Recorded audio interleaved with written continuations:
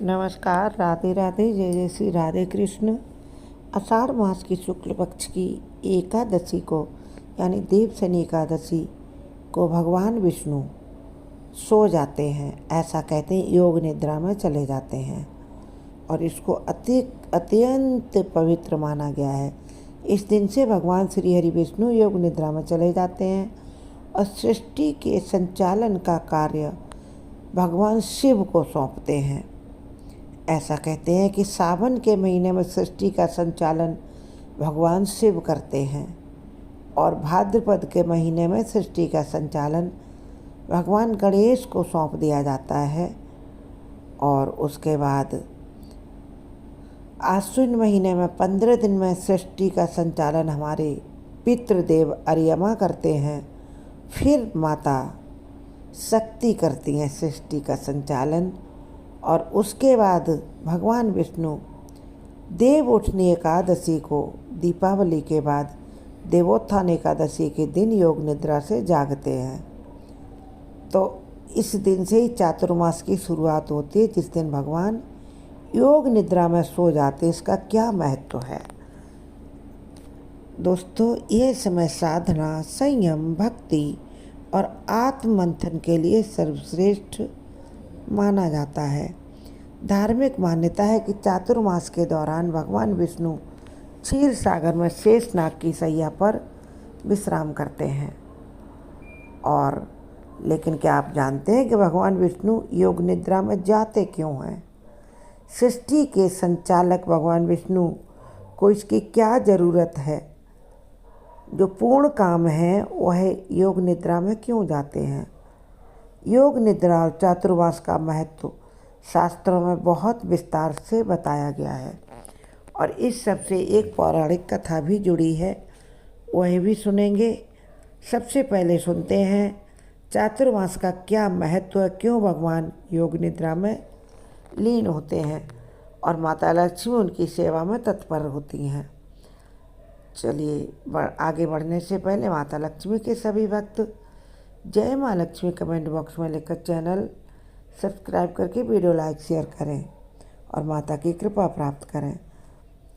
चातुर्मास को हमारे अत्यंत पावन और साधना के लिए उपयुक्त समय बताया गया है और इस काल में भगवान श्री हरि विष्णु योग निद्रा में लीन होते हैं और सृष्टि का संचालन अलग अलग डिपार्टमेंट को दे दिया जाता है। यह योग निद्रा भगवान की साधारण नींद नहीं होती है। निद्रा शब्द से यदि हम लोग अपनी नींद से लगाएंगे तो यह ऐसा है नहीं, बल्कि भगवान की योग निद्रा एक दिव्य और गहन ध्यान की अवस्था होती है, जिसमें भगवान संसार को आत्मचिंतन और संतुलन का अवसर प्रदान करते हैं।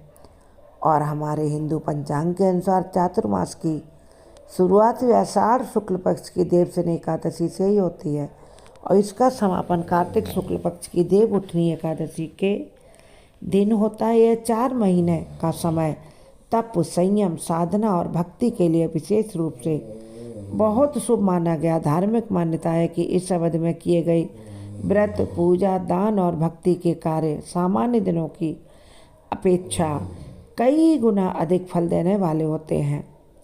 योग निद्रा के पीछे कुछ पौराणिक कथाएं हैं, उनको सुनिए। भगवान विष्णु की योग निद्रा से जुड़ी एक प्राचीन कहानी अत्यंत प्रसिद्ध है, जो पद्म पुराण और भागवत पुराण में वर्णित की गई है। और इस कथा के अनुसार भगवान विष्णु ने वामन अवतार लेकर दैत्यराज बलि से 3 पग भूमि मांगी थी। बलि ने अपनी भक्ति और उदारता का परिचय देते हुए अपने गुरु शुक्राचार्य के मना करने पर भी भगवान को उनके कथन के अनुसार संपूर्ण पृथ्वी समर्पित कर दी। उनकी भक्ति से प्रसन्न होकर भगवान विष्णु ने उन्हें वरदान दिया कि स्वयं उनके वह द्वारपाल बनेंगे। यानी राजा बलि से जब वरदान मांगने को कहा तो बलि बड़े चतुर थे। बलि का महल 52 दरवाज़ों का था। बलि ने कहा, हम जिस दरवाजे से निकलें, जब निकलें, जिस दरवाजे से निकलें उस दरवाजे पर आप हमें गदा हाथ में लिए हमें दर्शन दें। भगवान ने बलि की सुरक्षा का भी उन्हें वरदान दिया था, इसलिए भगवान बलि को यह वरदान दे देते हैं कि वे स्वयं उनके द्वारपाल बनेंगे और जहाँ वह जिस द्वार से निकलेंगे उन्हें दर्शन देंगे। लेकिन भगवान विष्णु की वैकुंठ से अनुपस्थिति के कारण वहाँ की व्यवस्था प्रभावित होने लगी। माता लक्ष्मी ने बलि से निवेदन किया कि वे भगवान को मुक्त करें। बलि ने भगवान विष्णु से आग्रह किया कि वे वर्ष के 4 महीने उनके पाताल लोक में निवास करें और शेष समय वैकुंठ में रहें। 8 महीने के लिए भगवान को बलि ने माता लक्ष्मी की प्रार्थना पर वैकुंठ जाने के लिए मुक्त कर दिया और 4 महीने के लिए वहीं रुकने की प्रार्थना की। भगवान विष्णु ने अपने परम भक्त बलि की यह प्रार्थना स्वीकार कर ली। तभी से भगवान श्री हरि विष्णु चातुर्मास के दौरान योग निद्रा में जाकर पाताल लोक में बलि के साथ रहते हैं और फिर देव उठनी एकादशी पर जागृत होकर वैकुंठ लौट आते हैं। एक और कथा है सृष्टि के संतुलन और विश्राम की कथा। धार्मिक मान्यताओं के अनुसार भगवान विष्णु चातुर्मास के दौरान योग निद्रा में इसलिए लीन होते हैं जिससे सृष्टि अपने आप में संतुलन स्थापित कर सके। सृष्टि के त्रिदेव ब्रह्मा निर्माण करते हैं, विष्णु पालन करते हैं और शिव संहार करते हैं। जब वर्षा ऋतु आरंभ होती तो प्रकृति में जीवन, हरियाली और नयापन आता है। ऐसे समय में भगवान का विष्णु का विश्राम लेना सृष्टि को स्वाभाविक रूप से स्वतः पुनः सृजन और संतुलन का अवसर देते हैं भगवान, और मानवों को भी अवसर देते हैं कि वह जप तप दान योग करके अपने जीवन को संतुलन करें। यह योग निद्रा सृष्टि की आत्मशुद्धि और प्राकृतिक चक्र की निरंतरता का प्रतीक मानी जाती है और इसका बहुत अधिक धार्मिक महत्व है। शेषनाग और क्षीरसागर से भी जुड़ी मान्यता है। पुराणों में वर्णन मिलता है कि भगवान विष्णु चातुर्मास की अवधि में क्षीर सागर में शेषनाग की शैया पर योग निद्रा में विश्राम करते हैं। शेषनाग स्वयं अनंतता और स्थिरता के प्रतीक है।